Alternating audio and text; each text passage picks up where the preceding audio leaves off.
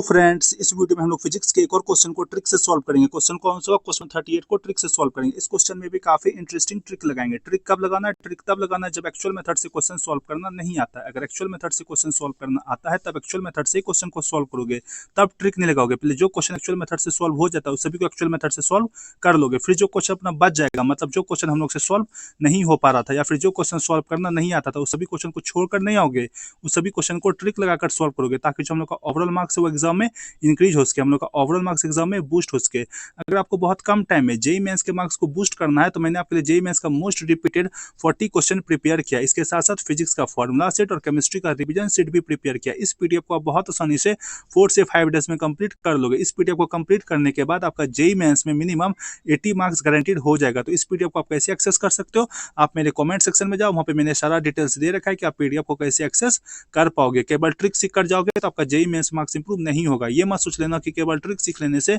आपका JEE mains marks improve हो जाएगा, बिल्कुल भी नहीं होगा। पहले क्या करना है? पहले जेईई मेंस का जो मोस्ट रिपीटेड 40 क्वेश्चन है, फिजिक्स का जो फॉर्मूला सेट है और केमिस्ट्री का जो रिवीजन सेट है, सभी को पहले 4 से 5 डेज में कंप्लीट करना है, जिसको आप बहुत आसानी से 4 से 5 डेज में कंप्लीट कर लोगे। इसमें आपको कोई भी प्रॉब्लम नहीं होगा। पीडीएफ को एक्सेस करने के लिए आप मेरे कमेंट सेक्शन में जा सकते हो, लेकिन पीडीएफ को एक्सेस जरूर कर लेना। पीडीएफ आपके लिए काफी यूजफुल रहेगा, ठीक है। अब इस क्वेश्चन में काफी इंटरेस्टिंग ट्रिक लगाएंगे। अगर तुम इस क्वेश्चन में थोड़ा सा अपना कॉमन सेंस यूज करोगे तो ये क्वेश्चन बहुत आसानी से सॉल्व हो जाएगा। उसके लिए क्या करेंगे? क्वेश्चन को पहले ध्यान से रीड करेंगे। मैक्सिमम जेईई एस्पिरेंट्स गलती ये करते हैं कि जेईई मेंस के क्वेश्चन को देखते क्वेश्चन को छोड़ देते हैं, ये सोचकर कि भाई जेईई मेंस का क्वेश्चन है, काफी टफ है, हमसे सॉल्व नहीं हो पाएगा। लेकिन ऐसा बेवकूफी नहीं करना है। भले ही आपको क्या कहते हैं बहुत कम नॉलेज हो, ठीक है, तो भी तुमको क्या करना है? क्वेश्चन को एक बार रीड करके जरूर देखना है कि क्वेश्चन में हम लोग को क्या दे रखा है, ठीक है। उसके बाद क्या करेंगे? उस क्वेश्चन में ट्रिक लगाने का कोशिश करेंगे। जैसे कि इस क्वेश्चन में मैं आपको करके दिखाता हूँ। यहाँ पर थोड़ा सा अपना कॉमन सेंस यूज करेंगे और इस क्वेश्चन को सॉल्व कर लेंगे, ठीक है। तो सबसे पहले क्या करते हैं? क्वेश्चन को ध्यान से रीड करते हैं। क्वेश्चन में क्या दे रखा है? क्वेश्चन में दे रखा है current passing through a wire as a function of time is given as IT is equal to 0.02 t plus 0.01 ampere. मतलब क्या बोला गया? किसी भी वायर से जो करंट पास हो रहा है वो क्या कहते हैं, वो करंट जो उस करंट का मैग्नीट्यूड दे रखा है as a function of time, क्या? IT is equal to 0.02 t plus 0.01 ampere, ठीक है। आगे क्वेश्चन में बोल रखा है कि the charge that will flow through the wire from t equal to 1 second to t equal to 2 second is. मतलब यहाँ पे क्वेश्चन में ये पूछ रहा है कि वायर से कितना चार्ज फ्लो करेगा टी इक्वल टू 1 सेकंड से टी इक्वल टू 2 सेकंड के बीच में, वायर से कितना चार्ज फ्लो करेगा, ये हम लोग को बताना है, ठीक है। अगर एक्चुअल फॉर्मूला नहीं भी आता ना सॉल्व करने का, तो भी तुम इस क्वेश्चन को सॉल्व कर दोगे। इस क्वेश्चन को जो एक्चुअल मेथड से अगर सॉल्व करोगे तो तुमको इंटीग्रेशन करना पड़ेगा, लेकिन हम लोग इस क्वेश्चन को एक्चुअल मेथड से सॉल्व नहीं करेंगे। यहाँ पर ट्रिक लगाएंगे और इस क्वेश्चन को सॉल्व कर देंगे, ठीक है।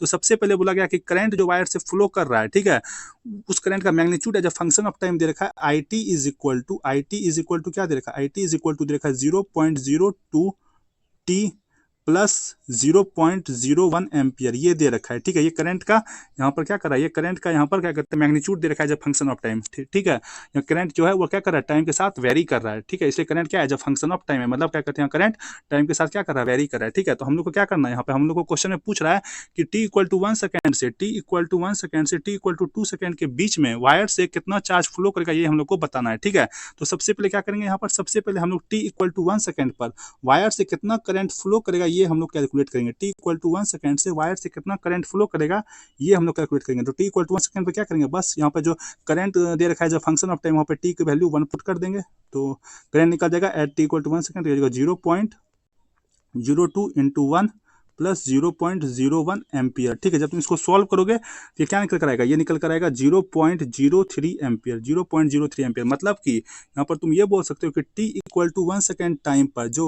वायर से जो करंट फ्लो करेगा वो कितना करेगा? वो करेगा 0.03 एम्पियर, ठीक है।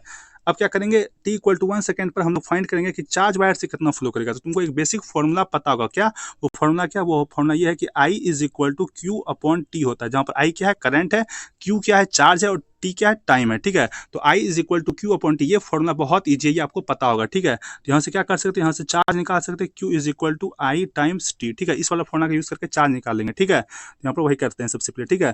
तो हम लोग क्या करेंगे? t इक्वल टू 1 सेकंड पर क्या करेंगे? सबसे पहले t इक्वल टू 1 सेकंड पर हमने करंट निकाला, t इक्वल टू 1 सेकंड पर सबसे पहले हमने करंट निकाला। अब t इक्वल टू 1 सेकंड पर चार्ज निकालेंगे। तो t इक्वल टू 1 सेकंड पर चार्ज कैसे निकालेंगे? q is equal to I times T कर देंगे, I1 टाइम्स टी कर देंगे, I1 टाइम्स टी कर देंगे, ठीक है। I1 टाइम्स क्या करेंगे? I1 इंटू टी कर देंगे, ठीक है। तो क्या कहते हैं? Current t equal to 1 second पर निकाल रखें 0.03 एम्पियर, इंटू कर दोगे 1, तो इंटू 1 करोगे तो 0.03 हो जाएगा, तो 0.03 कूलम हो जाएगा, ठीक है। मतलब यहाँ पर चार्ज अपन ने कैलकुलेट किया, जो क्या कहते हैं t=1 सेकंड पर कितना है 0.03 कूलम आ गया, ठीक है। तो क्या कहते हैं हमने क्या किया, सबसे पहले t=1 सेकंड पर करंट कैलकुलेट किया 0.03 एम्पीयर आया, फिर t=1 सेकंड पर चार्ज कैलकुलेट किया तो 0.03 कूलम आ गया, ठीक है। तो हमने t=1 सेकंड पर चार्ज यहाँ पर फाइंड कर लिया, ठीक है। लेकिन क्वेश्चन में हम लोग से बोल रखा है कि t=1 सेकंड से t=2 सेकंड के बीच में वायर से कितना चार्ज फ्लो होगा, ये हम लोग को बताना है, ठीक है। तो जब हमने t=1 सेकंड पर चार्ज यहाँ पर फाइंड किया तब आया कितना, तब आया 0.3 कूलम। t=1 सेकंड पर जब चार्ज फाइंड किया तो कितना आया 0.3 कूलम निकल कर आया। तो जब t=1 सेकंड पर ही, जब t=1 सेकंड पर ही चार्ज अपना क्या आ रहा है, चार्ज आ रहा है अपना 0.03 कूलम। तो जब टाइम 1 सेकंड से अधिक होगा, जब टाइम 2 सेकंड होगा, 3 सेकंड होगा, तो चार्ज जो होगा वो 0.03 कूलम से तो अधिक ही होगा। तो जिस भी ऑप्शन में चार्ज 0.03 कूलम से कम दे रखा होगा उसको एलिमिनेट कर दोगे। क्यों?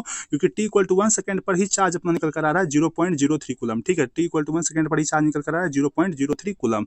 तो 1 सेकंड से जब टाइम अधिक होगा तो चार्ज अपना क्या होगा 0.03 से अधिक होगा। तो जिस भी ऑप्शन में 0.03 से कम दे रखा होगा उसको एलिमिनेट कर दोगे। अगर तुम यहाँ पर ध्यान से देखो तो यहाँ पर अगर तुम देखोगे तो ऑप्शन नंबर 2 में क्या दे रखा है 0.03 से कम दे रखा है 0.02। तो उस बेसिस पे क्या करोगे, ऑप्शन नंबर 2 को एलिमिनेट कर दोगे। तो यहाँ पर एक ऑप्शन अपन ने एलिमिनेट हो गया। बाकी ऑप्शन तुम देखो तो ऑप्शन 1 देखो, ऑप्शन 3 देखो, ऑप्शन 4 देखो, ये सभी तुम क्या करते हो ऑप्शन को देखो तो 0.03 से अधिक ही दे रखा है। तो अब क्या करेंगे, ऑप्शन 1, ऑप्शन 3 और ऑप्शन 4 में से तुम किसी एक ऑप्शन को यहाँ पर तुम गेस कर सकते हो, ठीक है। अगर तुम देखो, अगर तुम चारों ऑप्शन में ब्लाइंड गेस करते तो बहुत कम चांसेस होता, पर हमने क्या किया, पहले एक ऑप्शन को एलिमिनेट किया, अब तुम यहाँ पर गेस कर रहे हो, ठीक है।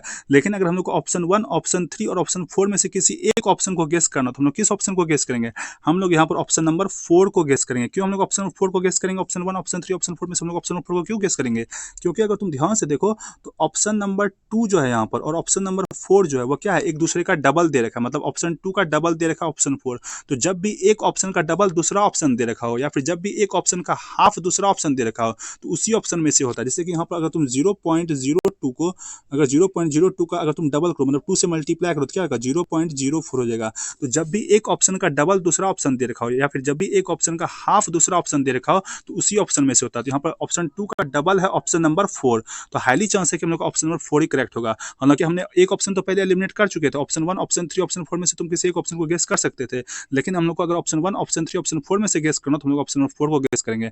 अगर तुम यहाँ पर ऑप्शन नंबर 4 को गेस करोगे तो यहाँ पे आपका आंसर करेक्ट भी हो जाएगा, क्योंकि यहाँ पे आंसर भी हम लोग का क्या दे रखा है, ऑप्शन नंबर 4 ही दे रखा है। तो इस तरीके से क्या करना है, जेईई मेंस के पेपर को अटेम्प्ट करना है। अगर आपको वीडियो पसंद आए तो प्लीज वीडियो को लाइक कीजिए, चैनल को सब्सक्राइब कीजिए। Thank you.